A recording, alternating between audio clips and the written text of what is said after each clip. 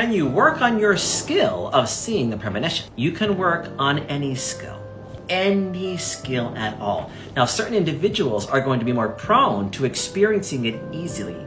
Other individuals it's going to just be a little bit harder because it's not as natural to them.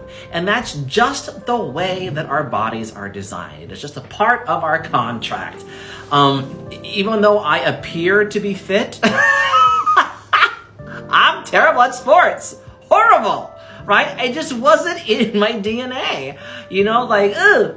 All these balls are coming out my face and all these things are going on. It just wasn't in my DNA. But my younger brother was incredibly profoundly proficient at all things physical, right? It just wasn't in my DNA and it was in his. When it comes to the ability to tune in to the premonition and to the precognition, it will be easier for some other individuals, and it won't be for others. So what are some things that you can utilize to think about that? The first thing to do is to focus on acceptance. My desire is to focus on my ability to see the trajectory of what's coming up.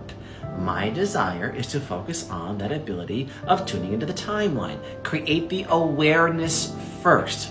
Put that into the neural pathway. Change your neurochemistry. Create an awareness that says, I accept this to be true for me. Listen to that again. I accept this to be true for me.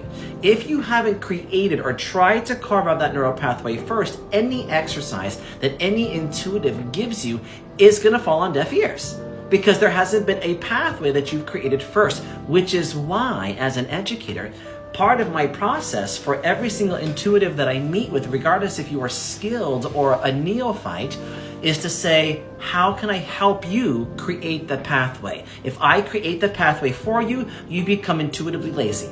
I want you to do the work. So start by the cognition of creating that pathway, and then we can go into deeper content.